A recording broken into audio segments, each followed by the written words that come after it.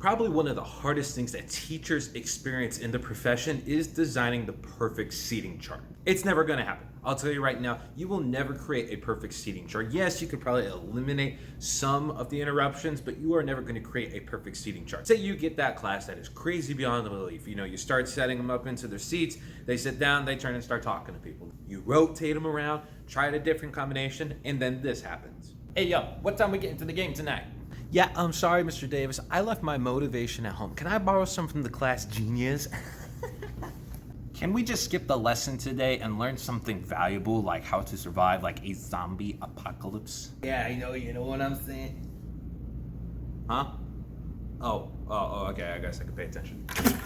All right, okay. Oh. Mr. Davis, why do I remember every lyric to every TikTok song I've ever heard, but when it comes to the history facts, I don't remember nothing? Bruce, I think we should do a field trip to the vending machine. No, Johnny, you should do that other TikTok dance. Yeah, that one, do that one. You will have classes that are super easy and the seating chart just magically puts itself together. Sometimes you'll get those classes where no matter what you do, no matter how many times you scramble around and rotate, the class is going to be chaos. I'm going to go through the steps that I take to create a good and effective seating chart. It's not just a one and done situation. It's kind of a process. And for me, it's really helped out a lot in my classroom. Make sure you hit like and subscribe.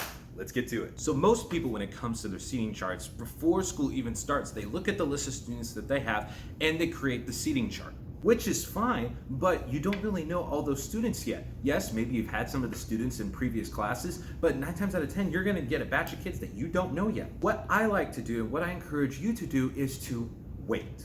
I take the first 3 days of the school year to get to know my students. They get to know me on day 1. I get to know about them a little bit more on day 2 through some fun team building activities. When I tell the students just to sit wherever they want, I get to see who sits with who and who interacts with who. So when it comes time for me to actually make that seating chart, I already know who's going to be causing chaos in the room. That's when I can start assembling my seating chart. Yes, when day 3 rolls around, the students are not happy about it, but guess what?